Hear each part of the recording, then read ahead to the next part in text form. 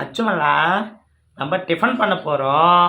ஆனால் வெறும் இட்லி சட்னி தான் இருக்குது. என்ன பண்ணலாம்? நல்ல ஒரு சிக்கன் சேர்வா இருந்தால் நல்லா இருக்கும். என்ன பண்ணலாம்? சரி, ஒரு ஐடியா பண்ணுவோம். நீ போ, இங்கே பாருமா, நம்ம ஒரு ஐடியா பண்ண போகிறோம்.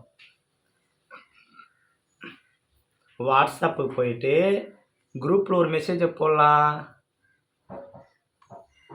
ஹலோ, நான் உங்கள் ஐசிசி முனி அண்ணன் பேசுகிறேன்.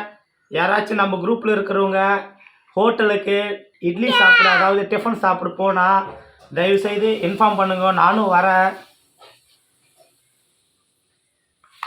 இப்போ பாரு, சிலர் ஃபோன் பண்ணுவாங்க. அப்பா ஐடியாவை பாரு எப்படி பண்ணுறேன். இதோ வந்துச்சல்ல, இதோ இருமா. ஹலோ, சொல்கிறேன் மாப்பிள்ள. ஓ அப்படியா? சரி, நான் கூட டிஃபன் பண்ணலான்னு வரலான்னு தான் இருந்தேன். சரி, ஒன்று சரியா, எப்படி நீ டிஃபன் பண்ண போகிற இல்லையா?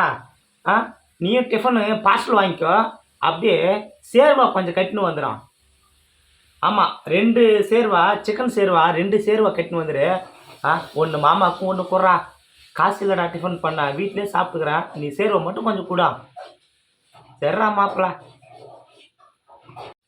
எப்படி டேலண்ட்டை யூஸ் பண்ணுமா இல்லையா? கொஞ்சம் இதை யூஸ் பண்ணுமானா சிக்கன் சேர்வாலவே நம்ம வீட்லேயே சாப்பிட்லாம்.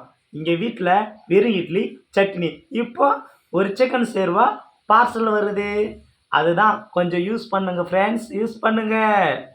யோ, இதெல்லாம் ஒரு பொறுப்பாயா?